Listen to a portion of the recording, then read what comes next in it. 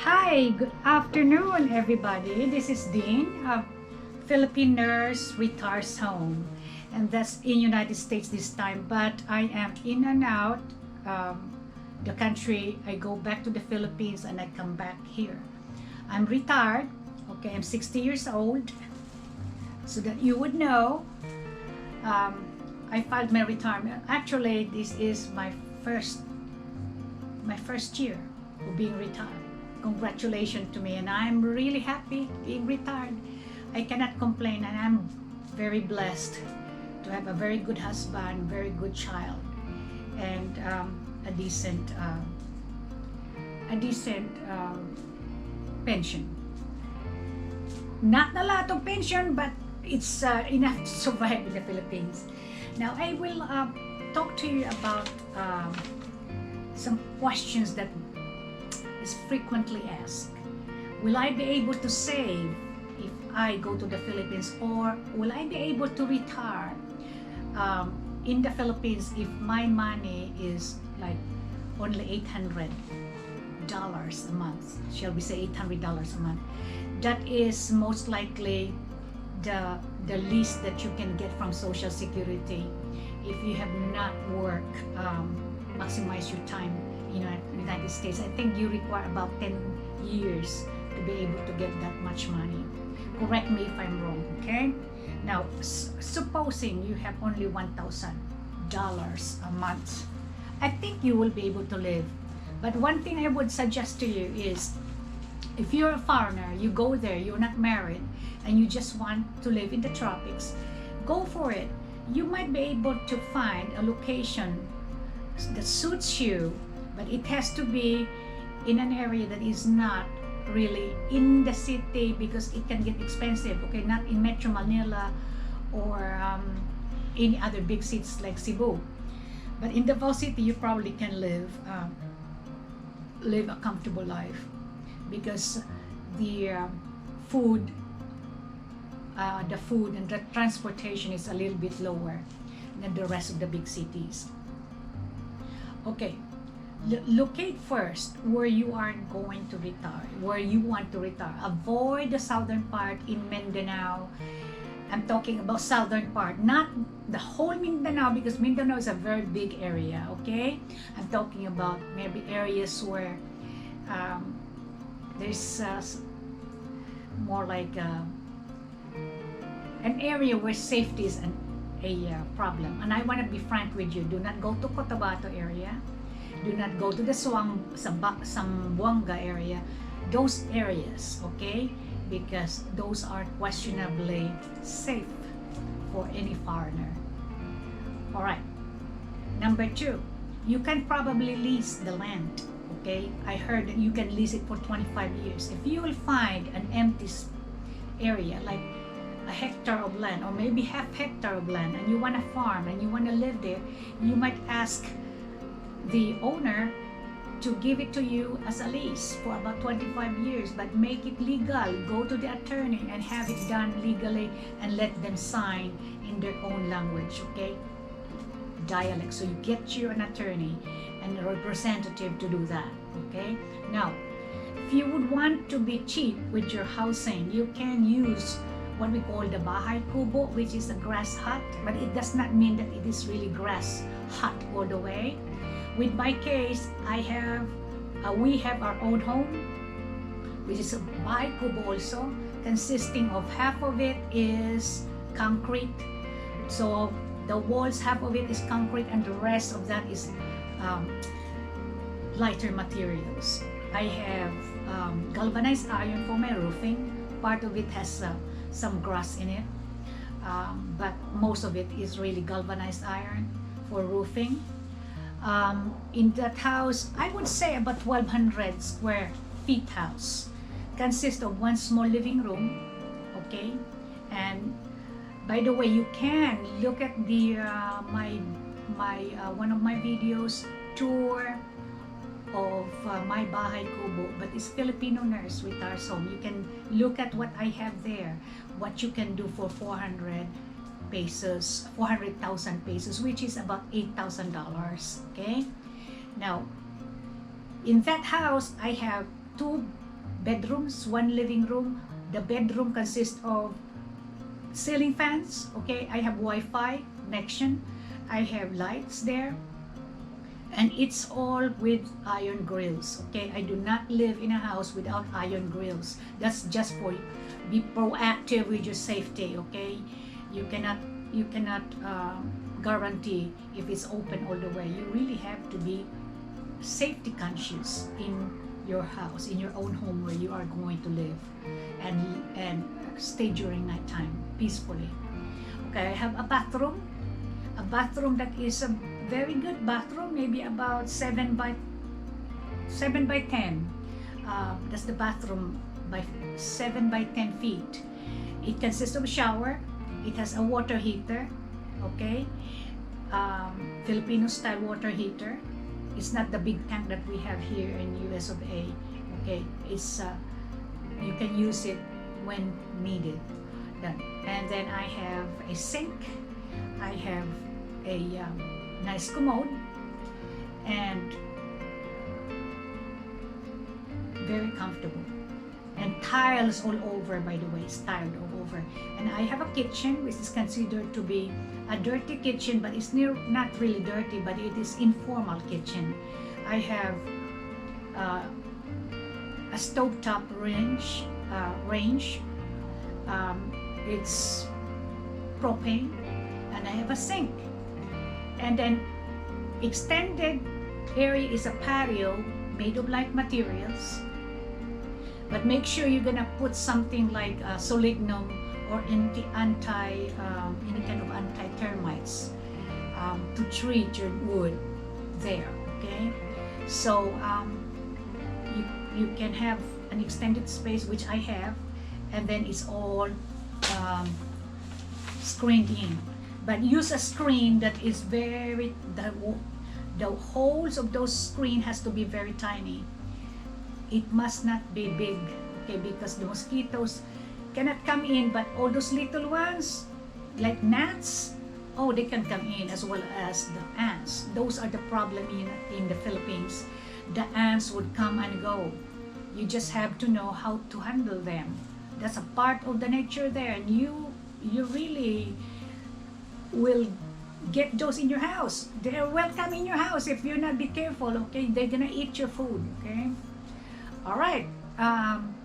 Now, regarding food is according to what you want to eat. Okay, if you would want to purchase your food from the supermarket, well, you're welcome. Those are all pre-packed, fish, vegetable, just like a Western style. But they are a little expensive than when you buy in the palengke, which is the wet market or the farmer's market equivalent. They have vegetable, fruits, fish, different fishes, and they're very, very fresh. And actually, I found out they're probably about 20% lesser than when you buy in the supermarket. Okay, but I know pretty well the Western likes that kind of pre-packing, and I know that. Electricity, then you have an option again. You can open your windows because the temperature does not fluctuate very much. Okay, it might go down a little tad low during nighttime, but it is normally like stable all year long. Okay, now you can open your windows. As long as you got the rails, you open your windows and let the air go back and forth just through. Okay, so you sleep, sometimes you require air conditioning, and that's when you use the air conditioning. So your electricity normally runs you less than 1,000 if you do not have an AC going, but it would be a little higher when you do the AC, of course. I have a little refrigerator there, so my bill is normally about $16 a month. And I have refrigerator, a small one. I have ceiling fan. I have a fan unit, another fan unit, and I have all the lights I needed. Okay, so that's about 800 pesos, which is equivalent to $16 a month. Car, You don't have to have a car. You have a lot of options. You can either use a used car. You can either use you can have motorcycles, and you have buses available. It depends on where you are at. Okay, you have the option also to buy something brand new. The used car there is not as good as or condition as in United States. Used there is really used. Why? Because of the expense in the conditioning of the car. That's why it's not as good. So I know that because I bought one. All right, I bought one Pajero which is 2006, and it really went down on me. It got plenty of issues. So next time when I would buy something, it might be a brand new one. I prefer cash if you can. Water. That's a big issue in the Philippines. We have a water system there, but sometimes it's scheduled within the community. Sometimes it's not enough to even give supply to the household. They have it scheduled, like supposing you're gonna have water in such and such time, and then they cut it off, and then after the next day again. It's like you have to have a schedule. Now you can drill your own water, but it would be a little costly. Okay, depends when you are at, because of the water level. Where I'm at is solely, it is in an island where the terrain or the dirt is all limestone. So we have to drill down there for 200 feet before we even went to the aquifer. And it cost us about $1,000 or $20 per foot. It is about 230 feet down before we hit that. But we probably spent more or less about $14,000 dollars. But you know what? It saved us because we have 24/7 water supply, and we built our home using that. Can you imagine that if we have to haul water from the mainstream? It could cost us a lot of money to do that. So consider that part. It's initial cost that costs too much money. Okay, but if you ask me if you can live off that $1,000 a month or $800 a month, you know what? You can. You can, because I experienced it there. I went back home about 3 months, and I was able to keep up with the prices. For your 1,000 pesos, which is $20, you will have probably 2 kilos of 2 pounds of meat, 2 pounds of fish, okay? And you will have all the vegetable you can eat, and you can have fruits galore, okay, with that 1,000 pesos, which is $20. You can never buy that much with $20 here in America. So you will be able to save if you're just wise, okay? And you can hire a helper, which they call katulong.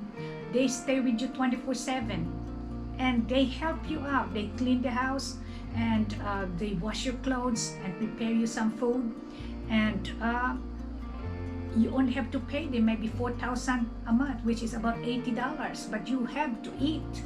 I mean, eat with them, or you not.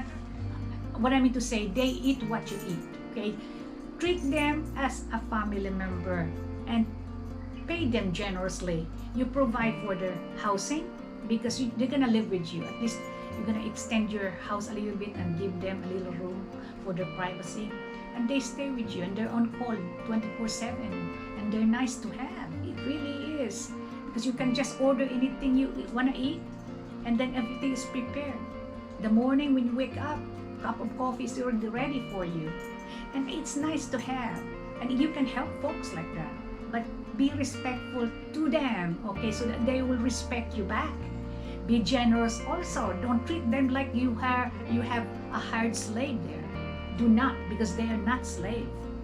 They are human beings, okay? So give and take thing, all right? So it's fun to be in the Philippines if your mind is set and you're ready to accept the changes that you are accustomed to in the Western world. It's really the acceptance, because happiness is within. It's not from the people outside. It's not from all the material things you have. There's a lot of people who are very rich, and yet they're not very happy. Why? Because happiness is within. So it's really just the mindset. Okay? And in a way, I'm glad that I was able to touch that issue. I'll give you some breakdown on some prices that are common commodities that we see. Okay, maybe from the rice to the fish, and how much kilo or pounds equivalent. Maybe someday when I have a chance. Okay, I'm getting serious of my YouTube now. I think I'm gonna pursue my career in YouTube. I'm serious. No, I'm really just having fun as a retiree. Okay, and help me out. Thank you, and do not forget to comment, share, subscribe to my channel, and like it, please. Thank you, and do not be harsh. Love you guys. Bye-bye.